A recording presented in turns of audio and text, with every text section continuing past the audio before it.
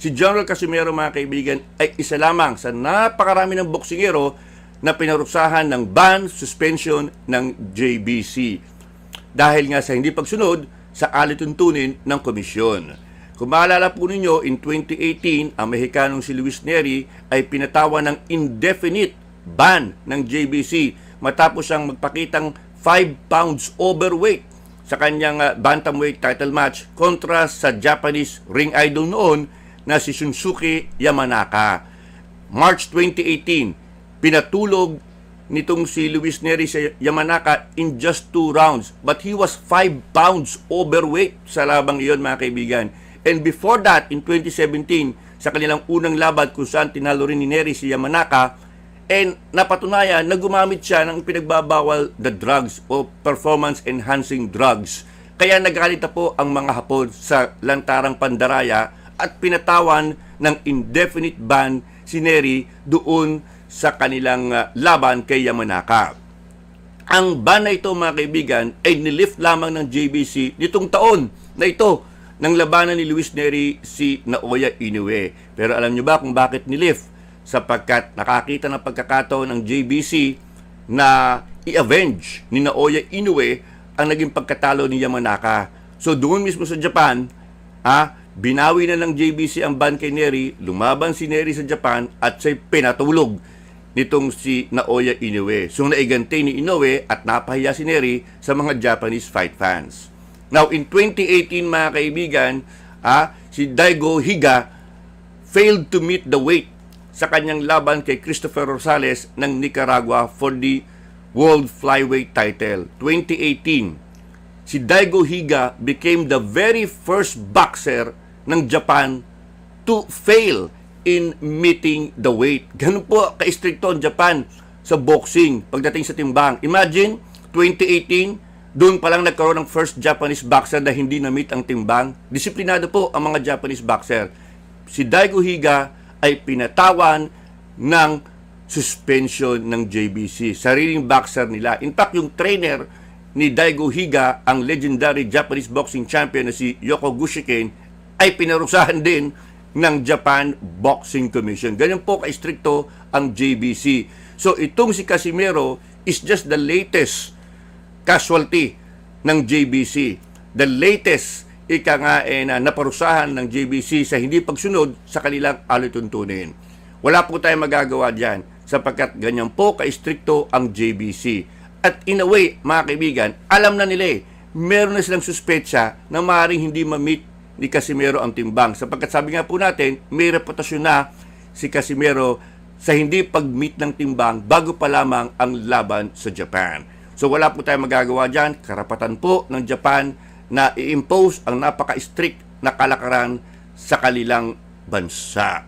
At ngayon, pag-uusapan naman natin ano ang epekto ng ban na ito sa karera ni General Casimero. At ngayon, mga kaibigan, ating pag-usapan po ang epekto ng 1-year ban o suspension na ipinataw ng Japan Boxing Commission o JBC sa karera ng ating boksingerong si General Casimero.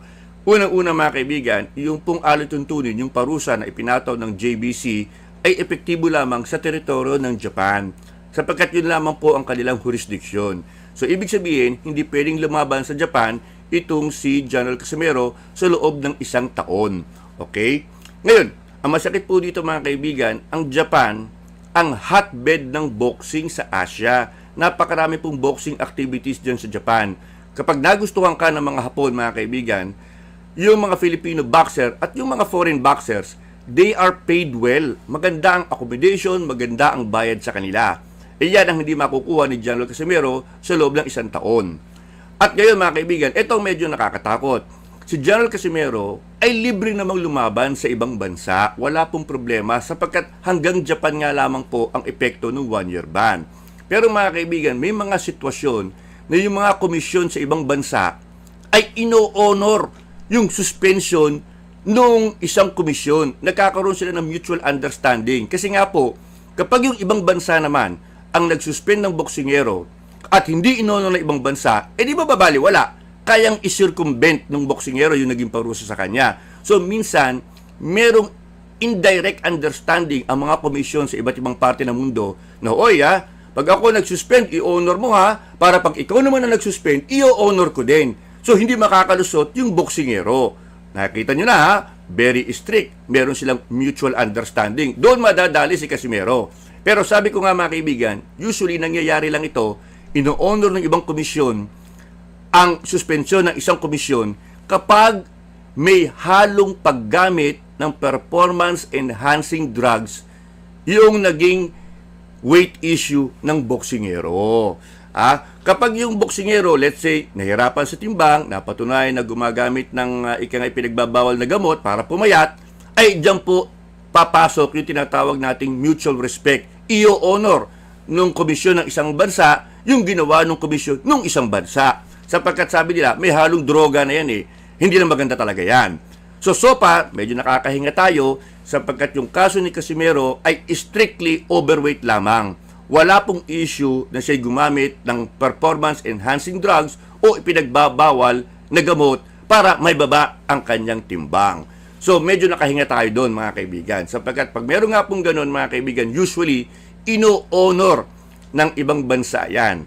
Parang kay Ryan Garcia, lumaban siya sa Brooklyn, New York, na-suspend siya, na-fine siya, kasi napatunayan, di lamang siya overweight, gumamit pa siya ng performance-enhancing drugs. So nakita po ninyo, lahat ng ibang komisyon sa Amerika, outside New York, Los Angeles, etc., lahat inonor yung suspensyon ni Ryan Garcia. Dapat sana napakadali. Pwedeng lumaban sa West Coast itong si Ryan Garcia, pero inonor ng ibang komisyon sapagkat may halong droga. Wala naman pong ganyan kay General Casimero. Awa ng Diyos, makakahinga pa tayo. So, pwedeng lumaban si General Casimero sa ibang bansa as long as yung bansang yon ay hindi i-honor yung suspension ng Japan Boxing Commission. Now, ang JBC mga kaibigan, isa sa pinaka-powerful na commission sa boxing. Napaka-influential po nito. Meron silang ties sa WBC, WBA, and the other boxing organization. Si Luis Neri, nung siya'y sinuspindi ng Japan, yan po'y inonor ng WBC. Sinuspindi nila si Neri at hindi ni-rank si Neri. Tinanggal sa ranking si Luis Neri. Pero yun nga po, inuulit ko, yung kay Luis Neri, meron pong allegation kasi na gumamit din siya ng performance-enhancing drugs kontra kay Yamanaka. Wala po yan dito sa kaso ni General Casimero. Sana wala talaga. Strictly weight lamang ang naging problema ni General Casimero. Pero mga kaibigan, yung ginawang pagpataw ng parusa ng JBC, in a way, naglagay po ito ng marka kay General Casimero. Kasi doon sa Dubai nakalusot siya. Yung kay Paul Butler in 2021. Kasi hindi naman siya tumimbang eh. Sabi niya may viral gastritis siya. Yung laban niya kay Butler sa Inglaterra, sa England in 2022, hindi rin siya nakapagtimbang sapagkat nakakuhang video, nagsasaw na siya at hindi nagustuhan ng Inglaterra, yung Boxing Commission ng Inglaterra at iniscrap na ang laban. Dito kay Saul Sanchez, nakapagtimbang si Casimero at nag-overweight talaga. Dokumentado. At yung parusa ng Japan Boxing Commission, sabi ko nga, naglagay po ito ng parang marka kay Casimero. Notice to the world, notice to all boxing promotions, na itong boxer na ito may problema sa timbang. So kung gusto nyo kunin siya, bahala kayo. Sapagkat pwede, gagastusan nyo siya, pagdating ng aktual na laban, baka overweight siya. Yan po ang mensahe na gustong ipadala ng JBC sa iba't ibang komisyon sa kanilang pagparusa kay General Casimero. Kumbaga, meron na kaming notice sa inyo. Bahala na kayo kung gusto nyong mag-gamble sa boksingerong ito sapagkat gagastusan ninyo, pagdating ng aktual na laban, ay baka overweight at hindi lang matuloy ang inyong laban. Yan ang masakit sapagkat dokumentado na ngayon ang weight issue ni Casimero. Alam na ng mundo because of that 1-year ban na umikot sa buong mundo ng boxing. So, I plead to General Casimero, monitor your weight. No boxer is above the regulation. No boxer is bigger than the sport. Sabi nga po ni George Foreman, kaming mga boksingero, dumadaan lang sa boxing. May bagong talentong darating, mawawala kami sa boxing, pero ang boxing nandyan pa rin. Kaya kailangan sumunod ka sa alituntunin because nobody is bigger than the sport. Lahat ng boksingero kailangan sumunod sa weight rules ng boxing. Kaya nga po may weight division. Okay? So, lesson learned kay General Casimero. Hopefully, makabalik agad siya sa boxing sapagkat napakasayang na talento, mga kaibigan. Sayang na talento. Sayang ang oras, 35 years old siya at tumatakbo ang oras. And sabi nga po natin, darating ang araw, maaaring pagsisihan ni General itong nangyaring sitwasyon na ito sapagkat ang dami sana niyang kinita, ang dami niyang honor na nakuha kung naging maayos lamang ang kanyang timbang. All is not lost. Pwede pang magbago ang ihip ng hangin para kay General Casimero. Pero lahat ng ito ay nakadepende kay General Casimero mismo. At yan po ang buod ng Boxer Shorts for today, mga kaibigan.